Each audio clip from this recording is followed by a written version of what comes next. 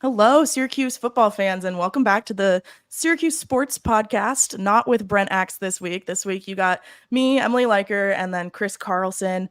Brent has been out of town. He will be back next week with us, but Chris and I got you covered for the three practices we saw this week. If you didn't join us on Tuesday, happy to have you here tonight. But we got some different drills at practice today than what we had seen earlier in the week and what I had seen last week, and got some of the same, but it was a good mix today, and we stayed dry inside, which was the big thing, right, Chris?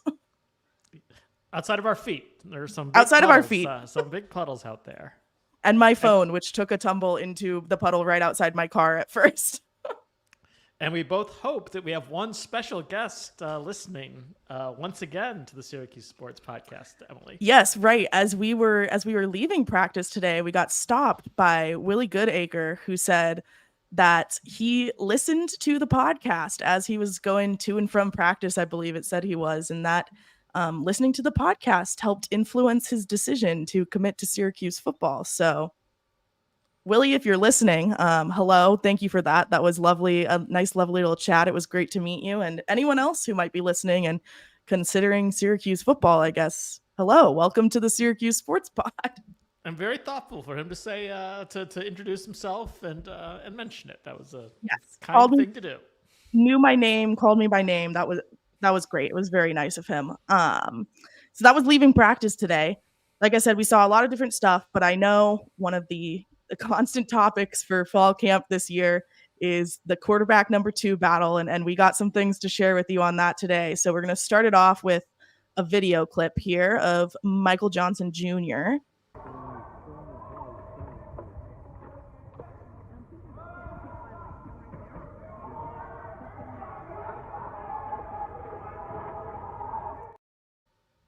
That was him repping with the number 2 offense, which we've now gone 2 straight practice viewing sessions seeing him with the number 2 offense. So certainly from what we've heard. Has made plays each time too.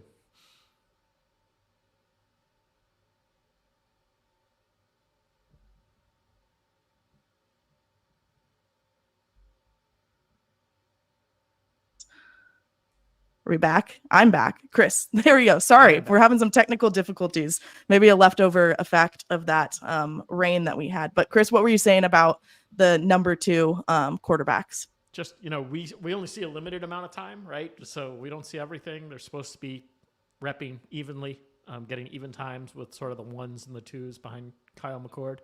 Like Michael Johnson Jr. has made plays both times we've seen him.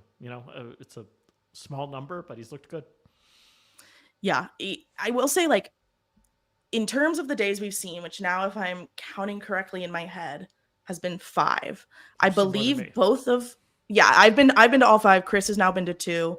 Brent has been to 2. So I'm winning the race right now. I've been there, but it's my job. So last week, if I recall correctly, both days we had Carlos repping with the number 2s. Monday, I want to say it might have been Carlos also. And so I don't know if like they're going in like a 3 days on, 3 days off, or it's just that's like coincidentally how it's come up when we've seen it. But yes, certainly off the top of my head from what we've seen more actual like plays made by Michael Johnson than I've seen by Carlos. Certainly we talked about the one by the connection with Umari he had on Tuesday morning, and that was great. And yeah, I mean, the bigger news we have about the second string quarterbacks is that I talked to them today. I got to talk to both Mike Johnson Jr. and Carlos. So let's go ahead, and I'm going to start us off with some audio clips from them, and then we'll get into a little bit more of what else I heard and where we see this battle going. This is Michael Johnson Jr. to start. Kind of competing for that number 2 spot behind McCord. How do you kind of balance like the competitive nature of you obviously wanting to win that job with kind of the camaraderie of being in the room together? Honestly, being with Carlos is like is awesome. He's actually one of the best teammates I think I've had. I mean, we've gotten close. The whole QB room is close. As far as the competition goes, honestly, that's going to take care of itself. Like, I can't make the coaches do a certain thing. All we can do is make it hard on them to make that decision.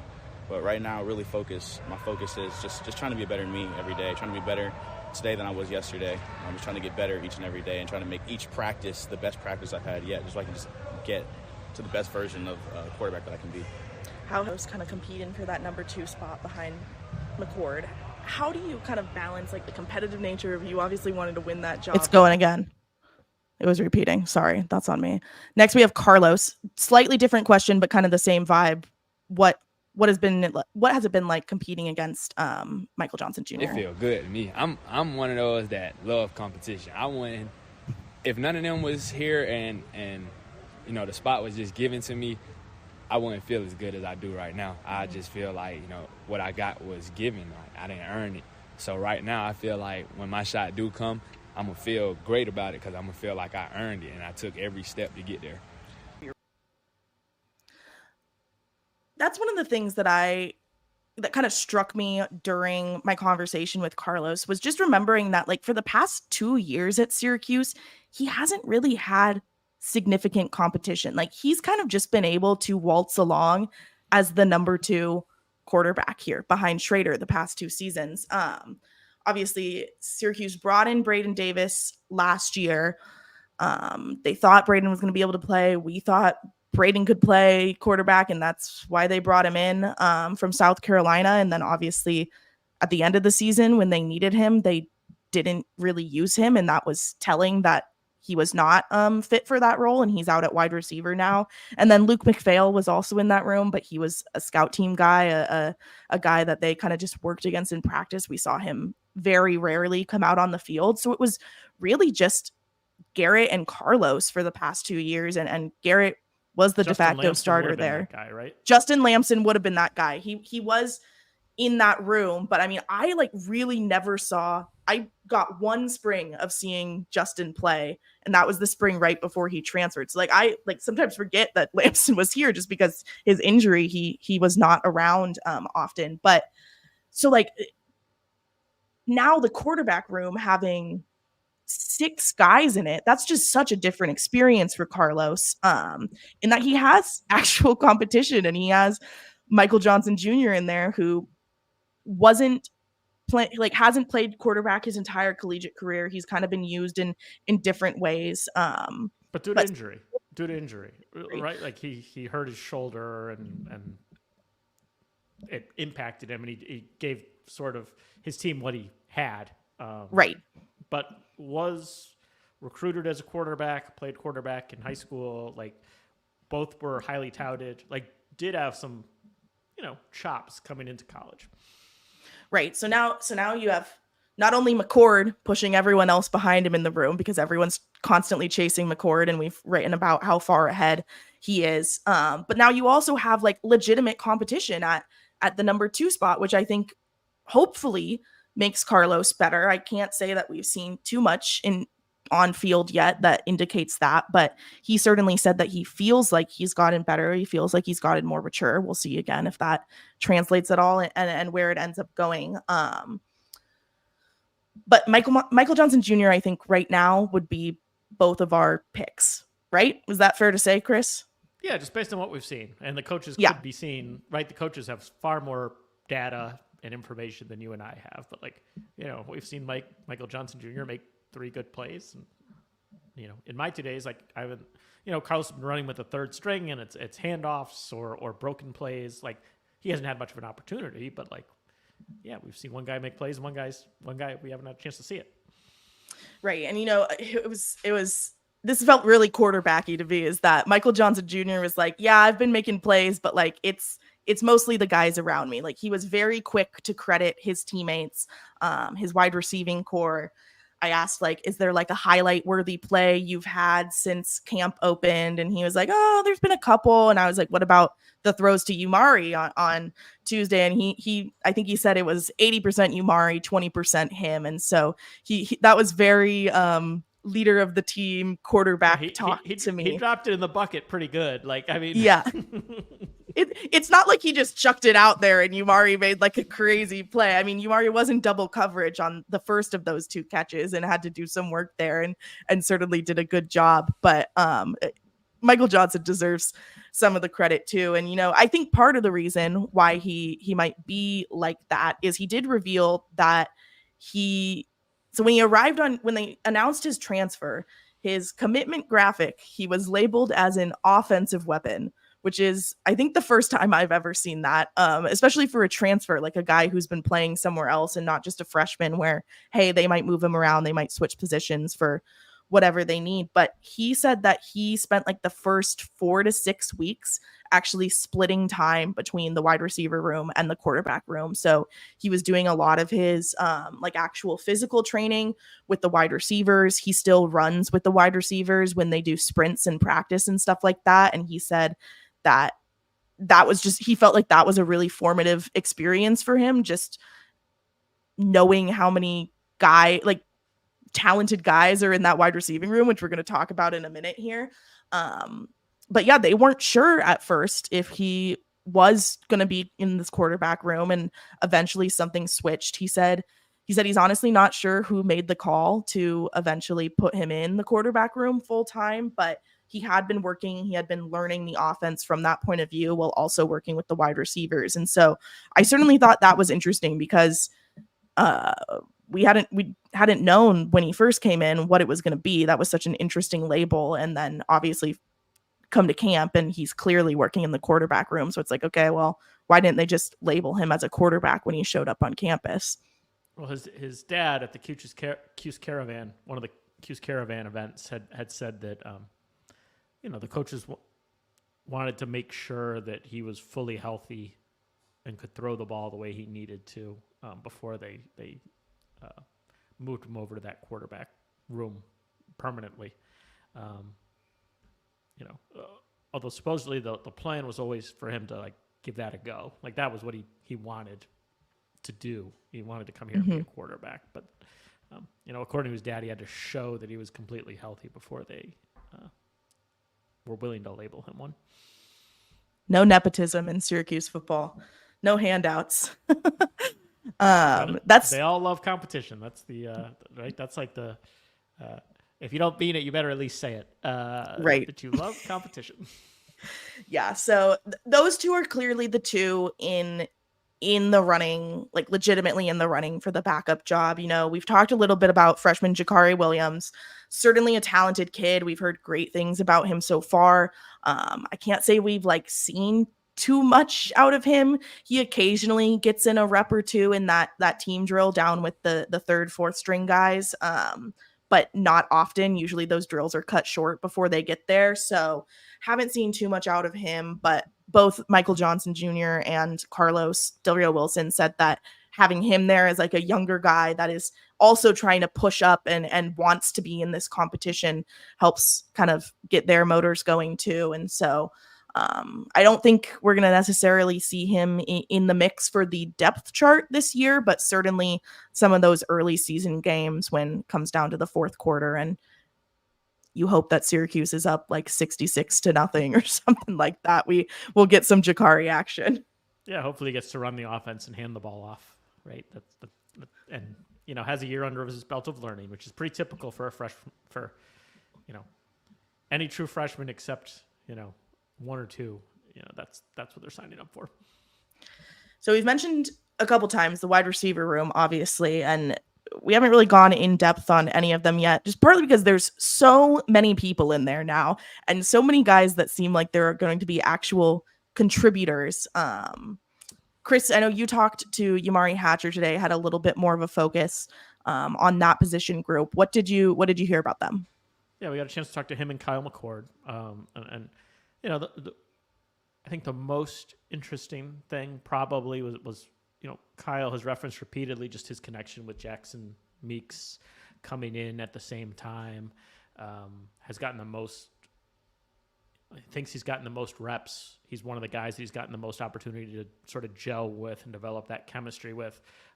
We've seen it the past 2 times we've been out at practice, they've done a sort of a sideline route and the ball's been in the air, before Jackson has started his break, the sign of 2 people that are very much on the same page.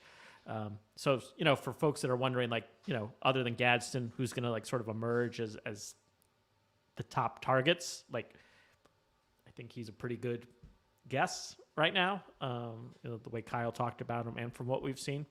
And Amari Hatcher was interesting to me. Just we saw him make a couple plays with Michael Johnson Jr. and the second team offense. He is their leading returning receiver from last year with Damian Alford going.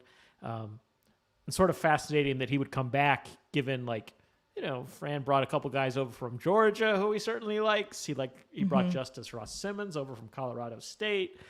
We all know Gadsden's going to get the ball. I don't know about staying.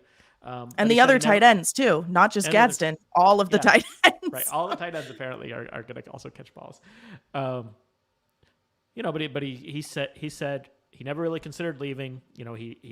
There were enough guys that knew Fran, that spoke highly of Fran, and that he'd give guys a real chance to compete. He said exactly the same words as Carlos Del Rio Wilson about how he loves competition and it'll make him better, and that's good.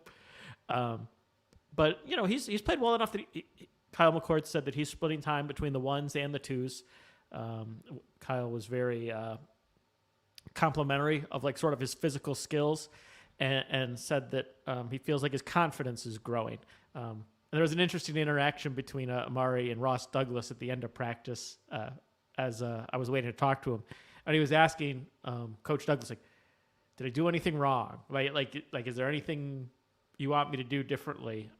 And he was just really, the answer was no. But he wants to know that. He was looking for reassurance. He was looking to make sure that he was doing what the coaches wanted him to do. So the confidence piece seems like it probably is pretty important with him. He's one of those guys that looks noticeably bigger, I feel like, too. Did you get that sense, the arms Chris? And the shoulders? Yeah. I think. Yeah, I would agree with that. He was a little bit of a beanpole still last year, and I think they've added some muscle onto him. But yeah, certainly interesting to hear about the confidence part, right? Last year he had some breakout moments, but in talking to him about those moments, in season and in talking to Dino about him, it was clear there was still growing to do on the mental side of the game and the maturity side of the game. So to know that he's stuck it out here through that, I think that is already one indication that he's a bit more mature and understands there can still be a role for me, even if these other guys are brought in. But, yeah, that's an interesting one. And Ross Douglas, certainly everything we've heard about him as a coach from players. And then when we talked to him back in the spring, I mean, he's, pardon my French, well, I probably can't swear on the podcast, but he's killing it with the wide receiving room. And I enjoy watching him coach. I stood over there with the wide receivers for a couple minutes today, just kind of watching. They were doing a short yardage drill, 5 yards and out towards the sideline. And there's a couple of the younger guys who dropped their catches, and instead of tearing into them or yelling at them for too long, he was no, come back over here, would give them a little bit of coaching up, and then had them do the rep again. And every guy that I saw that happen to caught it the second time and did better on that second rep. And so certainly Ross Douglas is one of those coaches on this staff that we've talked about. Nick Williams being kind of one of those younger rising stars. I think Ross Douglas is also in that category. Very much. I think he was there's some list, social media, who knows yes. who made it, right? But top coaches under 30 or something. Somebody named him one of those. So a football 30 under 30 list. I don't remember either. I think I have a guess, but I don't want to say it in case it's wrong. Chris obviously certainly connects with receivers. So. Yeah. Chris obviously, we've just said, there's a lot of guys in this room, but just based on what you've seen, and I know you haven't seen a ton yet, but just based on what you've seen and what you've heard, who do you think right now will be the three guys behind Gadsden that get the most targets, end up with the most yards, however way you want to take it? So I would go Meeks number 2, just based on what Kyle said about their level of chemistry. The fact that we've seen examples of that chemistry when they're on the field together. I think Trevor Pena, right? They're going to have to work the middle of the field and the short stuff. And Trevor is really, really shifty inside. Using him that way allows you to send Gadsden deep on guys or maybe split him out wide. And then at a certain, and then like after that, I think LeQuint, just because like he's going to be on the field so much. They view him as a true 3-down back. His pass catching is a tremendous skill where he could exploit any sort of linebacker that he gets sort of isolated against. So like if I was going to pick like I'm ranking it by targets, that would be my top 4. I would have Gadsden, Meeks, Pena, and LeQuint. I think that's a good having LeQuint on the end there. I think is certainly a good pick. I think if you're gonna swap anyone out in terms of like receivers, I think Justice Ross Simmons is certainly one that like what we haven't seen a ton from him yet, but what we have seen is really solid. Brent and I talked last week about he is very crisp. He is a crisp pass catcher. And then Yazid Haynes is the one that particularly he is going to be their deep route guy. That's just what we've seen. That's what we've heard with him being as fast as he is. I asked I just Carlos think that doesn't too lend about, itself to a ton of targets. You know, like you take right. your shots, No, that's true. But like, you know, but you only right, take like, a handful of shots. Yeah, the most targeted list versus the most yardage list could look vastly different because, right, like LeQuint's going to get mostly short yardage and Pena with targets. Pena, same thing. Yes, and then Gadsden, I think, will mostly be an over the middle guy. That's often where the tight ends are just because of their size. Meeks, we've seen a lot on the outside. I don't know. We haven't seen too far downfield. I'd say like mid distance kind of. And then Haynes is certainly that downfield guy that Carlos Del Rio Wilson, I asked for his like highlight worthy play from camp too. And he was like, I hit Haynes on like a 40-yard wheel route, like just something crazy down the sideline. So certainly I think those are kind of all the names that are in the mix for the top of that. Couple freshman names that we've heard thrown around, haven't necessarily seen anything significant from, but certainly heard that they're making strides. Emmanuel Ross, Teron Hale. Those are the two big ones, I think, in the wide receiving room. Daryl Gill got Daryl Gill a little bit out of spring. Mm-hmm. He made the big catch from Michael Johnson today, working with the second string on sort of a fake handoff play action-y type play. Yeah, Daryl Gill, I think he got playing time last year towards the end of the year as well. So he is certainly, I think, in the mix again. Probably in the mix. Well, I guess there's so many new bodies. He was on the depth chart last year, but we'll see if he's in the mix for the depth chart this year. And also, it's just like how many names do they put on? Because sometimes you put like 3 to 4 wide receivers at every spot on the depth chart, and other teams only put 2, or will put 2 at one spot and 4 at the other. So we'll see how that shakes out, how Fran and Ross and Nixon decide to do it. But yeah, in terms of pass catching, from a wide receiver point, we'll have to talk about tight ends again. I feel like that's a conversation probably saved for Brent's inclusion, considering his affinity for throwing to the tight ends. But in talking to Michael Johnson Sr. today, we got both Michael Johnsons today. Certainly every tight end is in the mix for pass catching. That includes Max Mang. I know there have been some questions about whether his pass catching has come along, and we are at least being told it has. Again, that's not necessarily one of something that we've seen, but I'm sure he'll catch a pass. But like, I'm sure he'll catch a pass. I mean, the best use for him seems like short yardage, like specific packages, because he looks great. Mm-hmm. Like he looks built, but like, yes, you know, he's never been the most fluid or the most natural pass catcher. So I just think he's like a goal line, you know, 3rd and short, 4th and short, but you could run play action and you could like have them sort of leak out that way when everybody's expecting, you know, them to run power.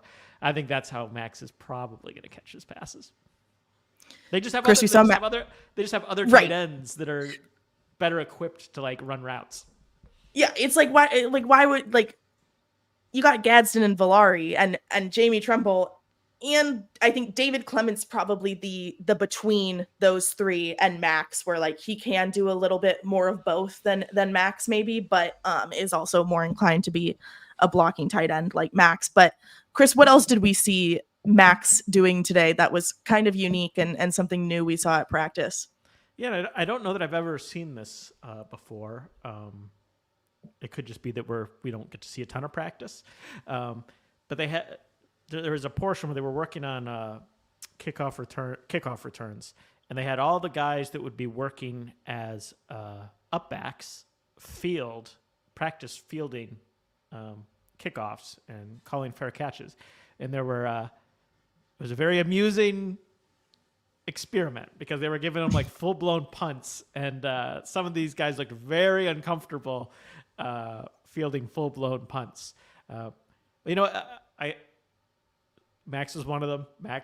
Max is fielding punts. Like Aronde Gadsden is fielding punts. Like Dan Villari is fielding punts. And I'm just like, what is happening? Like why? They have defensive linemen. Like Dennis Jaquez was back there too with them, and Chase Simmons. Those were two of the guys. Like, are they just like running a funny drill to entertain us? Like, but then they did sort of put those guys in the wedge, and I was like, okay, like that is what is happening. Like they're having all the guys that might be blockers on special teams practice in case teams kick it short. Right. Special situation, special packages. But like, I mean, sort of cool that we saw them prepare for it. Like that's the level of detail, right? Like I wouldn't think to do that. Like just catch the ball. Right. You should just know how to do it. Why wouldn't you know how to catch a ball? It was interesting. That was really the first special teams work we've seen all fall. I've mentioned before that usually the poor specialists get shoved off to a different field where not everyone else is practicing, or inside or whatever. And in this period, they also still like were kind of off to the side, but everyone else was working special teams. And I know that has been another thing that's a little bit of a concern for some people. It was one of the items on John Wildhack's list in hiring a new head coach was he wanted someone who valued special teams and knows the importance of that. And so, I mean, we saw a whole 5-6 minute period of the entire team working special teams, and all of the coaches chipping in and leading special teams drills and stuff like that. So, we'll probably hit the specialists in interviews in the next week or so. We usually just devote one day to getting all of those guys at once, Brady and Jack and the long snappers and stuff like that. But that's kind of, I think, all we saw at practice. If you want to get our practice observations first, you can join the Syracuse Sports Insider text line. Text orange to 315-847-3895. It's a 2-week free trial, and then just $1 a week after that, $3.99 a month. I was messaging the insiders right after Chris and I left practice today. They saw that video that we played earlier on the pod first, plus a couple others. So certainly if you're itching to get practice content as soon as we walk out the door, that is the best place to get it nowadays. We are going to close. Otherwise, you're going to be on a delay. Otherwise, you're going to be on the delay. Yeah, the delay of whenever we get around to doing the pod each day. But we're going to close today's pod. Chris, I posed the question or asked you kind of to pick what's something that you heard this week or saw that we haven't talked about yet. And so what'd you come with for me with that? Yeah. I thought the most interesting thing and perhaps the thing that I'll be curious about over the first couple of weeks of the season was talking to Trevor Pena and asking him what the difference was between sort of the offense last year and this year. And he said this one is harder to learn. Like it's much more complicated. The terminology is more challenging. It's more NFL style, which, right, I think he didn't go into great detail, but like, right, we're going to see more motion. We're going to see more pre-snap shifts. We're going to see guys lining up, right? This is probably how they use all the tight ends. You line them up as an H-back, then you run them out and split them wide, or right, you're adjusting to the defense. So that sounds right. Dino Babers was very successful early on, sort of taking a complete opposite approach, like being as simple as possible and running it very, very fast. So both can work. It certainly sounds good, but it will be very curious, like to see. We know all the problems Syracuse has had with penalties. We know this is a new system. So it will be interesting to see if sort of there are some learning curves, figuring it out over the first couple weeks as guys get sort of more adjusted to this more complicated stuff. Yeah, I've been asking different people about the scheme install, and certainly what we've heard is it hasn't been easy, but they are pretty far along in it. Nixon on Tuesday said he felt pretty comfortable with where they were. They were still going over some things, rehashing some things, but they felt good. And certainly Pena's description of the offense, right, aligns with everything we've heard from Nixon about, well, we're going to do everything. Like there's not really one way to describe this offense. Michael Johnson Jr. kind of said the same thing to me. He was like, we got pro style, we got spread, we got pretty much anything you can think of in this playbook. And so, I mean, that's exciting. Like that's going to be fun to just watch some different things happen. Hopefully get good. some trick plays in there. Right. On paper, it all sounds good. And I mean, with Kyle under center and everything we've heard about his football IQ, with what we know of Aronde Gadsden's football IQ, LeQuint's football IQ, like all of those guys are more than capable of handling this stuff. And they still have 3 more weeks to nail it down and get it good before they actually see it in action. So that is a good tidbit, Chris. Mine is also offense. I talked to Mark Petrie on Monday. Mark's been one of these guys that we've heard a lot about from coaches. He's gotten a lot of praise from Fran. If we're being candid, I think that has surprised all of us. Mark is a guy, he obviously is an international student. He came over, played JUCO, and then came to Syracuse. And last year got forced into the right tackle job because of David Wollabah's injury. And now is playing right guard and is slated to start and has been called a leader of this room alongside John Ray Reed. And he was telling me about, well, first, John Ray, who I also talked to that day, told me about, like, Mark is a very regimented dude and that John Ray's been trying to pick up those habits. And so then I went and asked, okay, like, Mark, like, where'd you get these habits from? Like, when did you establish this regimen? And he is an exercise science major. So he's like, I've always been about like the science of like making sure your body is well kept and able to perform at max capacity. So I'll just read the quote because I thought it was fun and a nice little insight into a guy in a position group who's going to play a big role this year and who certainly health concerns have been an issue in the past. So Mark said, I'm just big on getting at least 8 hours of sleep. I do got to admit, I'm kind of grumpy if I'm not getting that. It's not so much from getting less than 8 hours. Like my body feels it, but me knowing I got less than 8 hours, that stuff is super important. And the meals our nutritionist wants us to eat, that's always been a part of who I am. And then it's the 1%, the 0.1%, like ice tubbing, Gatorade, getting electrolytes in, stretching, the compression boots. The 0.1% is really important too.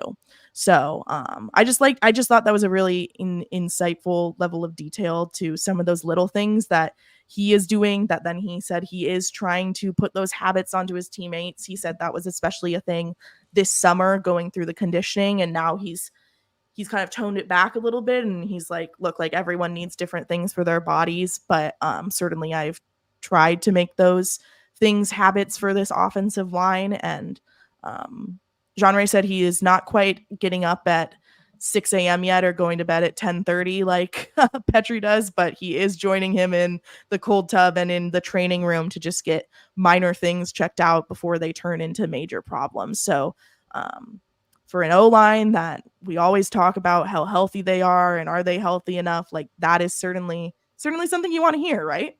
Yeah, it's not going to hurt. And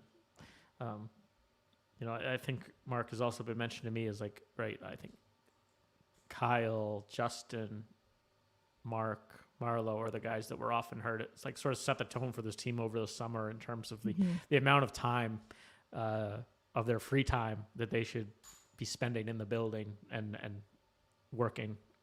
You know, they're among the tone setters for this team if they're going to be successful. So that is week 2 of practice. We will have the full gang back together next week. Brent's going to be back.